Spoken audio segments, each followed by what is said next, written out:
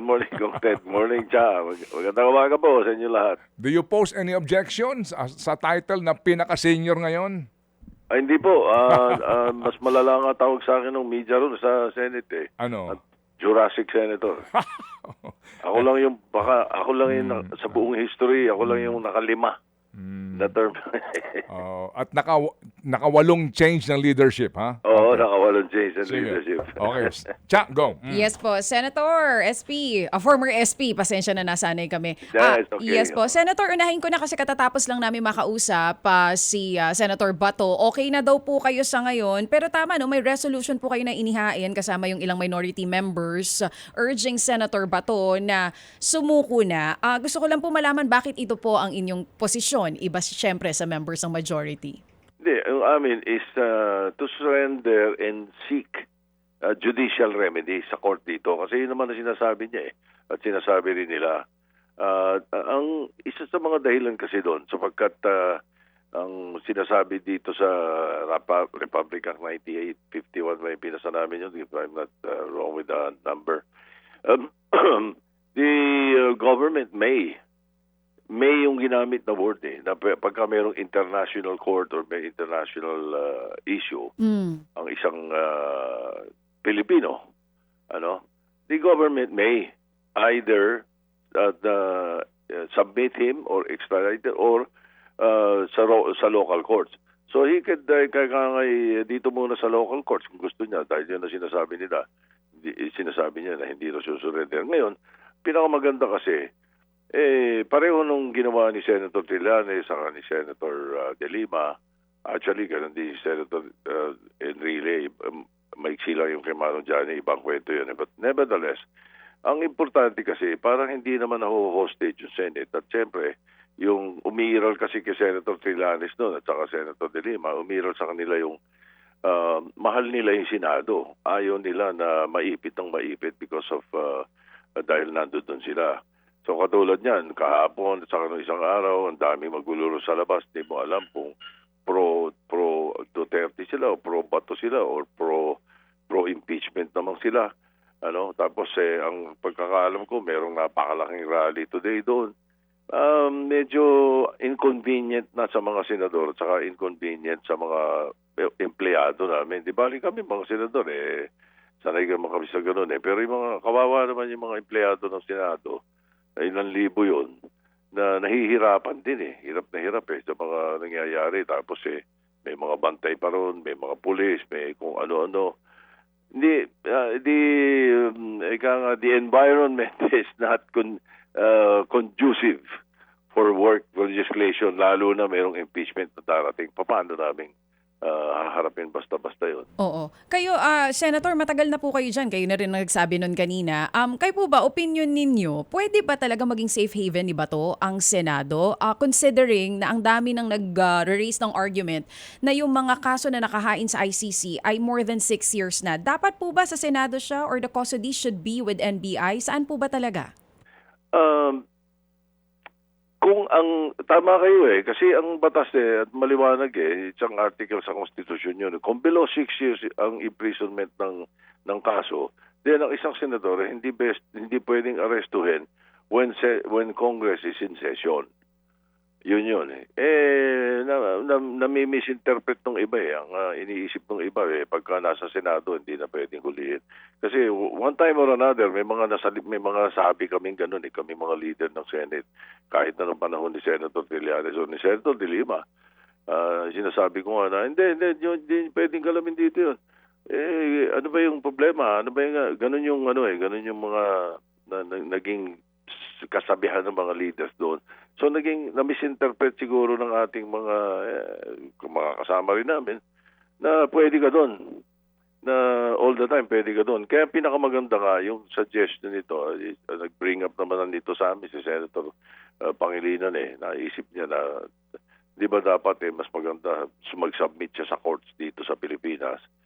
Para, yun ang gusto niya sa court sa Pilipinas siya humarap Hindi mabuti dito. Total, merong nakapending sa Supreme Court. Tapos ngayon, merong subpoena sa kanya yung CIDG. So, mas magandang harapin niya yun. Medyo mabawasan yung kaya ngay tinik sa tagiliran ng Senado Mm-mm. because of this issue. Oo. Diba? Pero again, yun yung mga suggestion lamang. Oo, At so- idea lang na ipatasa sa kanya yun. Yes po. Tama ba pagkakaintindi ko? In short, Senator, hindi talaga pwede na magstay si Senator Bato sa Senado. And, well, yes, officially hindi talaga pwede. Kaya lang tinotolerate na ng Senate yun. Mm-mm. Sige po. Until ika nga Congress is in session. Pero napakahirap. Hindi nga talaga pwede kasi pwede. Kailangan na below 6 years in imprisonment yung kaso na hindi ka pwedeng arrestuhin kung in session. Ngayon, dalawa interpretation ng in session, ha?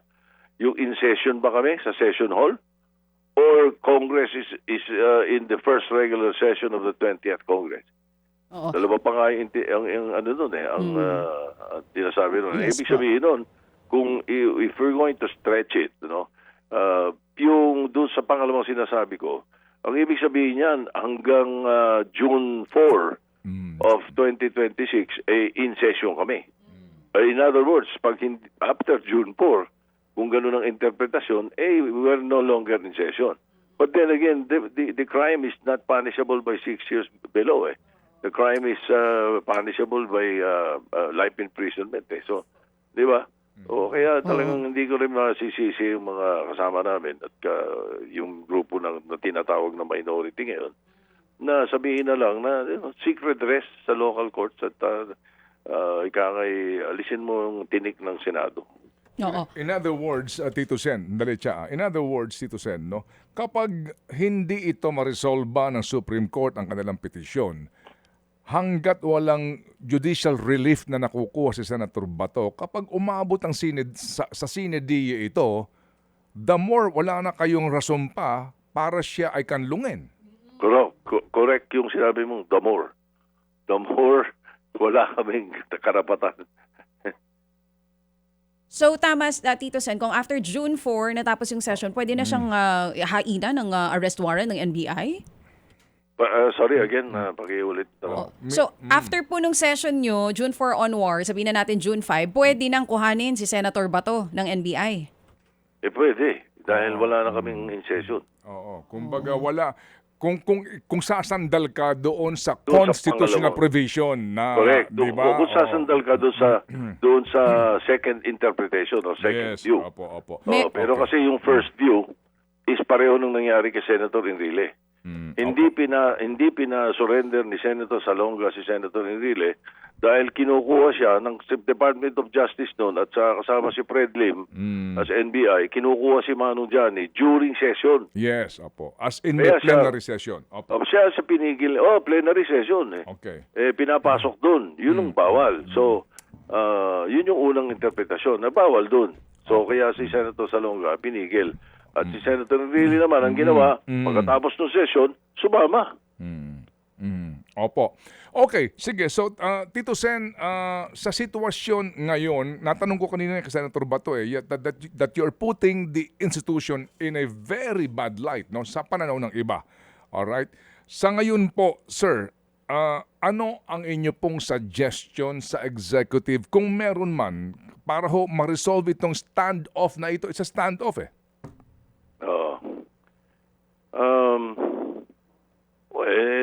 seek redress in the courts.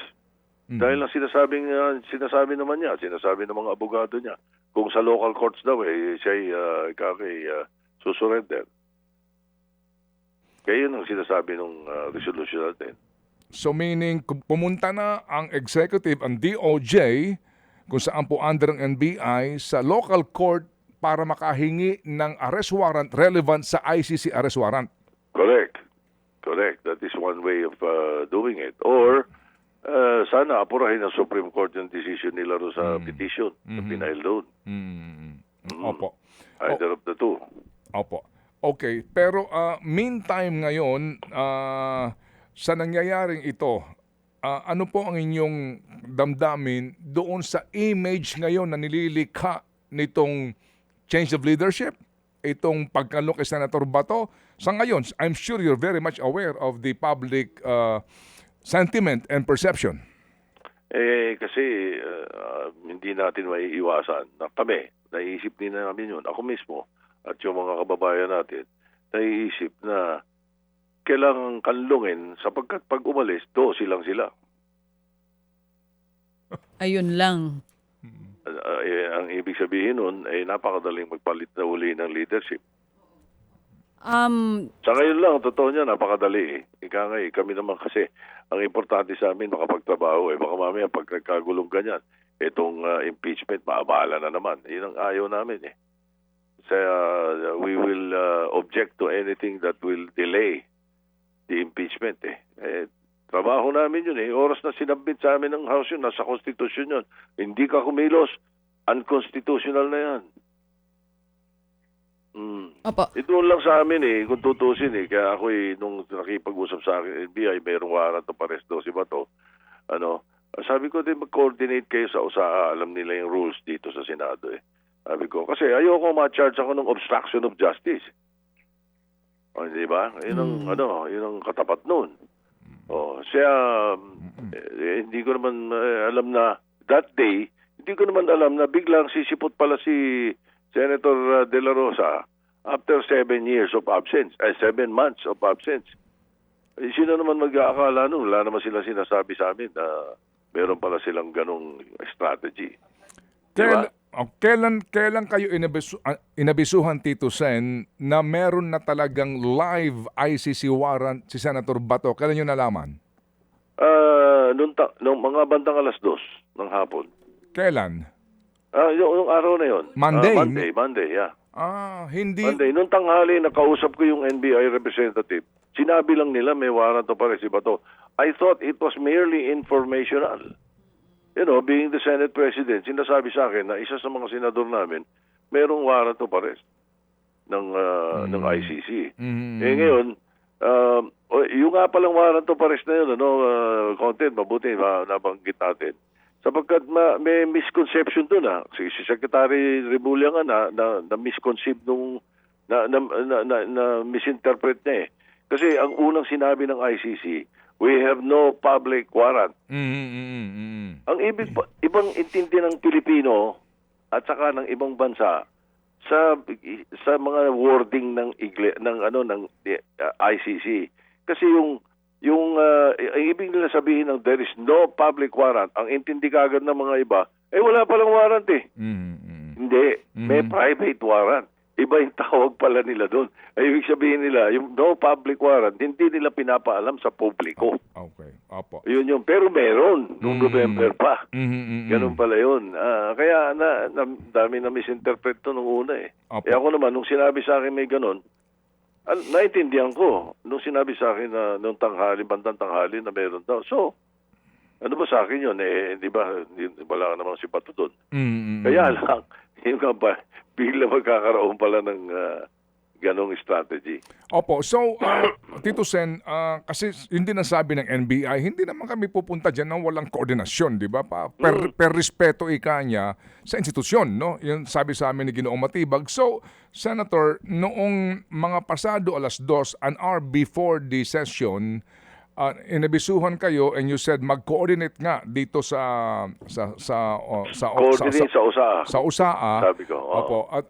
At that time, wala kayong kamuang-muang, hindi nyo alam na naandun na pala si Senator Bato.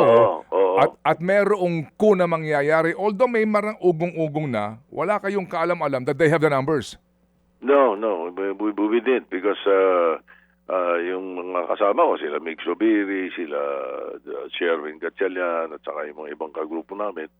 Kausap naman yung ibang mga member ng Senado, wala sila sinasabi. Kinakaila nila eh. Kaya wala naman kaming iniintinding ganun. Kampante kami na wala namang gulo mangyayari yung araw na yun. Pero nangyari nga, ha?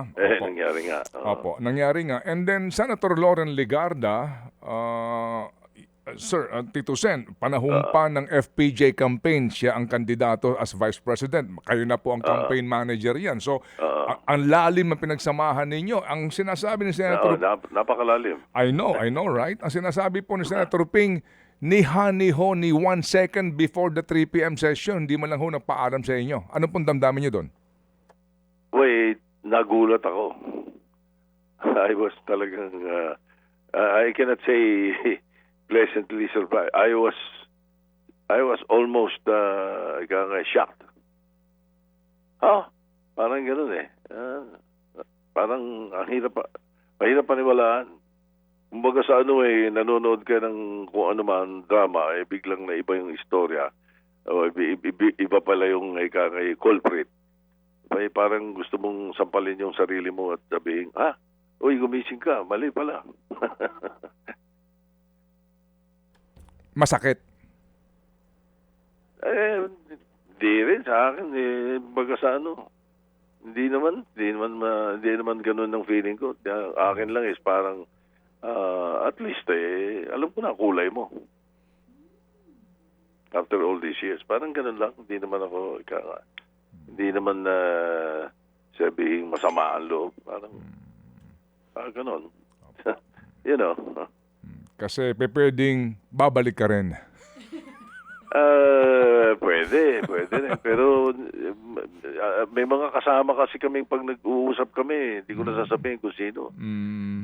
Ayaw nila ng ganun eh. Nung binabanggit yan, napapagbanggit na nung isang araw yan eh. Hapon na tayo. Merong isa, dalawa sa mga sinasabi sa amin, mga si ganyan, si ganun. Bumaliktad yan. Madulas yan. Huwag na. Mga ganun. Kasi yung mga kasama namin, lalo na yung mga tulpo, matitibay yung dibdib eh. Hindi kayang pressure rin eh. Ayan, yung 11 sa amin doon na member ng minority ngayon, puro matibay yan. At saka talagang sumusunod sa konstitusyon niya. Pati yung dalawang independent ngayon. Nag-independent lang yun sapagkat kasama namin yun. Nakalista ng kasama namin yun. Nag-abstain lang. Tinawag lang ng independent na secretariat dahil nag-abstain. Pero may dahilan yung pag-abstain nila eh. Si JB, kaya nag-abstain kasi kinukuha siyang majority leader eh. Hindi siya pumayag, tumanggi siya, nahihiya naman siya na parang diba? So, nag-abstain na lang siya. Si Mix naman, alam naman natin yun. Si Mix is from Mindanao. So, he would not want to be painted differently. Well, anyway, kanina po sa aming panayam kay Senator Bato, I asked him about yung kanyang binanggit na dahilan kung ba't siya biglang sumipot, no? Ano daw? Yung number 2 reason is desire to change the leadership in the Senate. And when I asked him, yung desire na yan, bakit? Ano bang problema? Binanggit niya specifically yung Blue Ribbon Committee na mukha daw pong merong pagtatakip. Mga ganun po, no? Na hindi daw po talaga para sa katotohanan. Na mukha daw pong, etc. So, kayo po, ano po ang inyong take ho doon sa kanyang sinasabi na talagang doon kami sa Blue Ribbon Committee chairmanship Gusto namin makuha yun Yan po sabi niya. Baliktad ang narinig ko sa ibang kasama namin Hindi sa pagtatakip. Baliktad na masyadong binubulat-lat. Nadadamay yung mga kasama namin. Baliktad. Hindi tama yun. Hindi ako pwedeng sumangayon doon na pagtatakip sino. Sino pagtatakpan? Kung ano yung lumabas doon sa mga narrative at saka yun ang tumatakbo. Ito, partial committee report ng ito. Hindi pa ito yung full. Partial lang para may progress report ng Senado. Ayaw pumirma ng iba. Sino may pinagtatakpan? Imposible si Senator Lacson o yung Blue Ribbon Committee. Baliktad yung sinasabi niya yun. Naku, dahilan lang yun. Ang dahilan is, siguro, ang dahilan, kung gano'n sinasabi nila, ang dahilan, therefore, may tatamaan doon sa mga kasama namin. Kaya kailangan, wag si Senator Lacson ang chairman. And the only way to remove Senator Lacson as chairman is to remove me as Senate President. Yan ang yan. Kung ganyan ang dahilan nila, kung yan ang dahilan nila, yun ang counter na sinasabi ko, which is more truthful, more accurate na sa sinasabi na may pinagtatakpan. Sino pinagtatakpan? Si Martin. May sabit na nga yun Sino pinagtatakpan? Sino ba? Baka inisip nila kasi mga tagalabas ang tawag Di ba? Inexplica na ni Senator Lacson noon pa Opo, Diba? may pahabol lang si Chacha. Go, Yes Cha. po. Tito Sen, ang sabi po ni SP Alan Cayetano, pagdating daw po kung matransmit na yung articles of impeachment sa Senado, he will convene forthwith. Pero napanood ko po yung isa nyo ring naging panayam ang sinasabi ninyo. Pakiramdam nyo yung change of leadership may kinalaman sa impeachment. Naniniwala po ba kayo dito sa naging pahayag ni SP Cayetano that he will convene immediately kung matanggap na yung articles of impeachment? Time will tell. Sapagkat nung lapitan niya ako, sinabi niya sa akin na susundin ko yung yung sabi niya, susundin ko yung advice mo, sabi niya. Sabi ko kasi kako may pattern yan.